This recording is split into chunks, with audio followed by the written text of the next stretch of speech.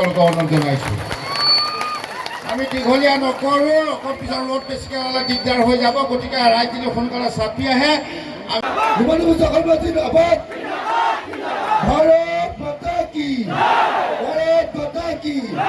আমি এটা হাত চাপৰি সকলোকে অভিনন্দন জনাবলৈ অনুৰোধ জনাইছোঁ। যি আশীৰ্বাদ প্ৰদান কৰিলে, উৎসাহিত কৰিলে, তাৰ কাৰণে আপোনালোকক বহুত বহুত ধন্যবাদ জনাইছোঁ। লগতে নৰেন্দ্ৰ মোদী ডাঙৰীয়াকো আপোনালোকে আহি আশীৰ্বাদ প্ৰদান কৰিলে, মই তাৰ বাবেও আপোনালোকক ধন্যবাদ জ্ঞাপন কৰিছোঁ। আপোনালোকে ৰেচন কাৰ্ডত চাউল পায় এটা।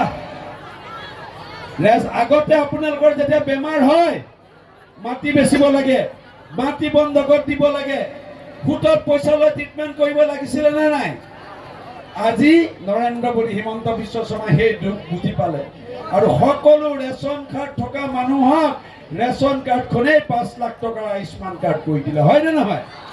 যি ছোৱালী এবাৰ মেট্ৰিক দিছে, যি ছোৱালী হায়াৰ ছেকেণ্ডেৰী দিছে, যি ছোৱালী বিয়া দিছে, সেই বুথ প্ৰেচিডেণ্টৰ ফৰ্মখনলৈ ফিলাই দিব। পাছ কৰাৰ লগে লগে ছোৱালীজনীয়ে 10,000 টকা matric pass, higher secondary pass 12,500, BA পাছ 25,000 টকা পাব। সেই বাকীটো ফেচিলিটি আছে, ফ্ৰী পঢ়া বাকীখিনি আছে। এইটো দিয়া হৈছে ক'ৰবাত স্কুটিত তেল ভৰোৱা, ক'ৰবাত দুপৰীয়া পৰঠাখন খোৱা, যাতে ছোৱালীৰ পঢ়াৰ দায়িত্বটো মাক বাপেকৰ নহয়, হিমন্ত বিশ্ব শৰ্মা মামাই লৈছে।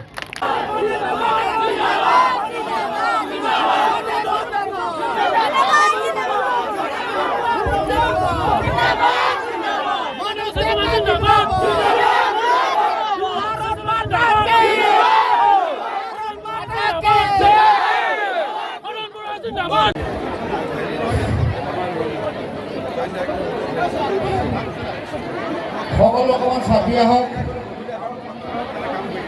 ৰাইজ দলঙৰ তলত এতিয়াও বহুত আছে নেকি? আহক না, চাপি আহক, আহক। ৰ'দ নাই, দিগদাৰ নাইকিয়া, ৰ'দ থকা হ'লে বৰ দিগদাৰ, ৰ'দ নাই আকৌ। ৰাখি আছো খাৰ খাতি দলঙৰ তলত, হয় নে নহয়? হয় নে নহয়? এইখন দলং যেতিয়া আমি বনাম বুলি কৈছিলো, যোৱাবাৰ ইলেকশ্যনৰ সময়ত কংগ্ৰেছী দালালকেইটাই কি কৈছিলে যে ইলেকশ্যন প্ৰতিশ্ৰুতি বুলি কৈছিলে নে নাই? এতিয়া দলং হ'ল নে নহ'ল? কোনে দিলে আমাৰ দলং? হিমন্ত বিশ্ব শৰ্মাই, হয় নে নহয়? সেইকাৰণে কংগ্ৰেছী দালালকেইটা শুনা খেলে হাত চাপৰি বজাই দিয়ক।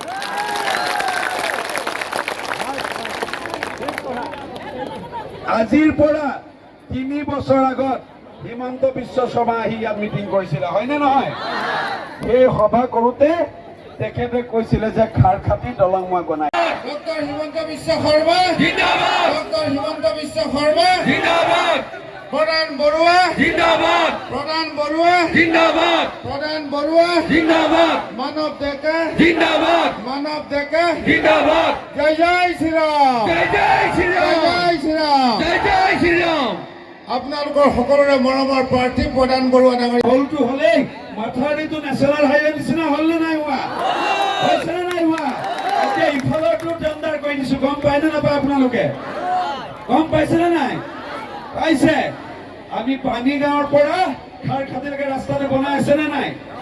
ইফালৰ ৰাস্তাটো বনাই আছে, টেণ্ডাৰ কৰি দিয়া হৈছে, প্ৰধান বৰুৱা ডাঙৰীয়াই কৰি দিছে। এতিয়া আপোনালোকে কওকচোন, কিয় আহিছো আপোনালোকৰ ওচৰলৈ? কিয় আহিছো? কোনে মাতে নামাতে দেখোন? কেলে আহিছো? ভোট বিচাৰি অহা নাই, আপোনালোকে ভোট এনেও দিব। আপোনালোকক ক'ব আহিছো, এইবাৰ ইলেকশ্যনত আপোনালোকে, আমি ইলেকশ্যন নেখেলো, আপোনালোকে ইলেকশ্যন খেলিব লাগিব আমাৰ কাৰণে। কেলে খেলিব লাগিব? দিনে ৰাতিয়ে নৰেন্দ্ৰ মোদী ডাঙৰীয়াই কষ্ট কৰে নে নকৰে? কাৰ কাৰণে কৰে? আপোনালোকৰ কাৰণে কৰে।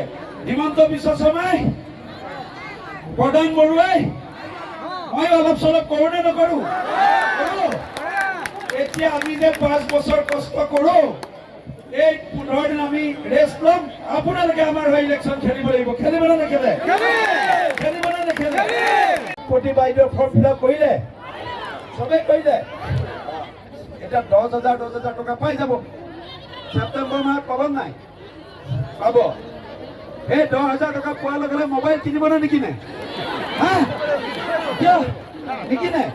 যোনে যোনে মোবাইল কিনে হিমন্ত বিশ্ব শৰ্মা বাই দি দিম, মই বাই দি দিম, প্ৰধান বৰুৱা বাই দি দিব। 10,000 টকা দি ব্যৱসায় এটা আৰম্ভ কৰিব, আকৌ মামাই ভৰাই দিব 25,000। এই ইলেকশ্যন আগত ইলেকশ্যন কমিশ্যনে ধৰিব। এই 35,000 টকা দি বাইদেউহঁতে ব্যৱসায় আৰম্ভ কৰক, আৰু বছৰত 50,000 1 লাখ যেতিয়া কমাব, নিজৰ পইচা দি মোবাইল কিনি ল'ব, হ'বনে নহয়? এতিয়া আপোনালোকে ক'ব পাৰে যে এইবিলাক বিজেপি জিন্দাবাদ, হিমন্ত বিশ্ব শৰ্মা জিন্দাবাদ, মানৱ ডেকা জিন্দাবাদ,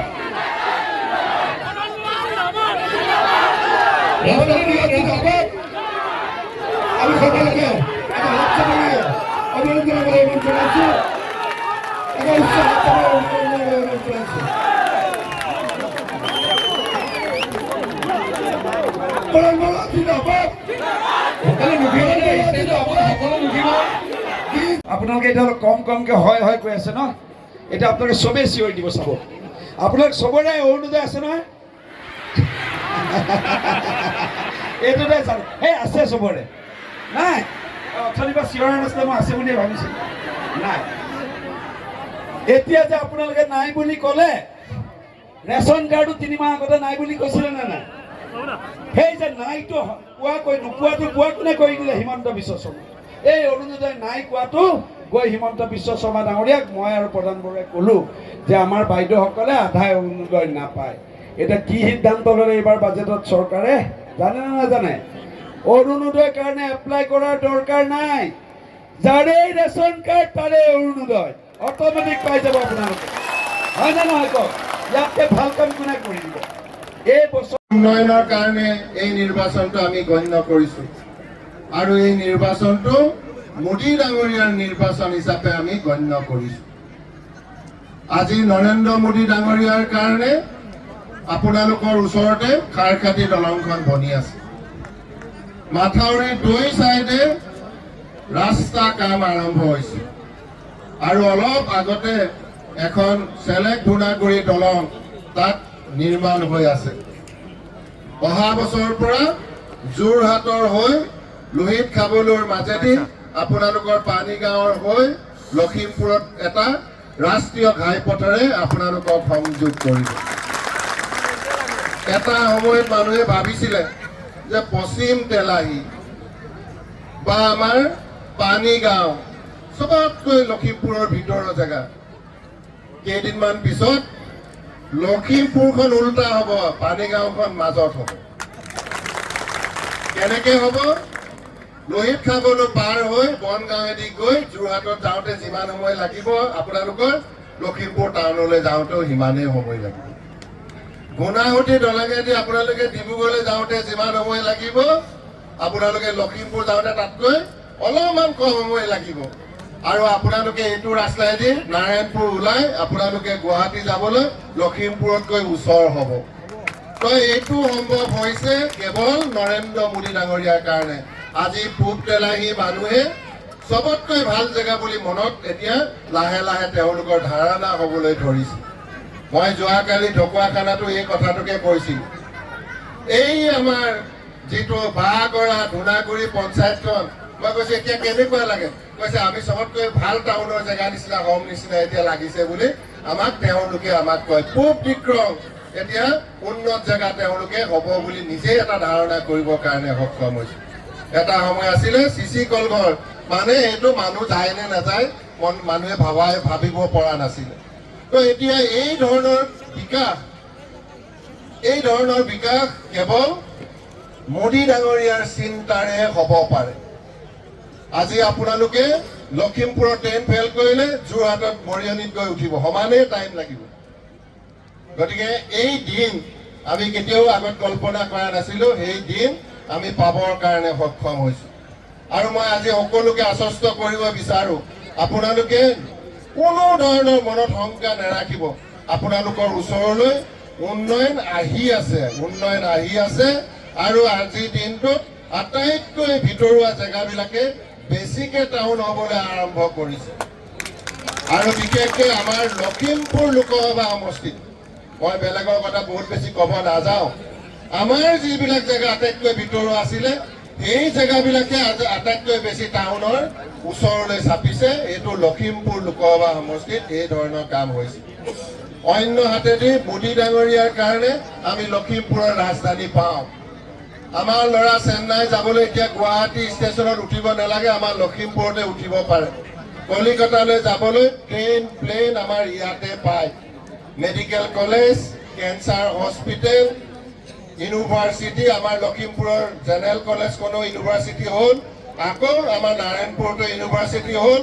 মাজুলীখন আপোনালোকে পাৰ হ'লে মাজুলী ইউনিভাৰ্চিটিখন আমাৰ এই কি কয়, কি চুক বুলি কয় এইটো, মানে গড়মূৰৰ লগতে লাগি আছে, সীতাদাৰ চুক। গতিকে সীতাদাৰ চুকতে ইউনিভাৰ্চিটি আপোনালোকৰ আছে। তো এই ধৰণে আপোনালোকৰ ওচৰলৈকে উন্নয়নবিলাক আহিছে।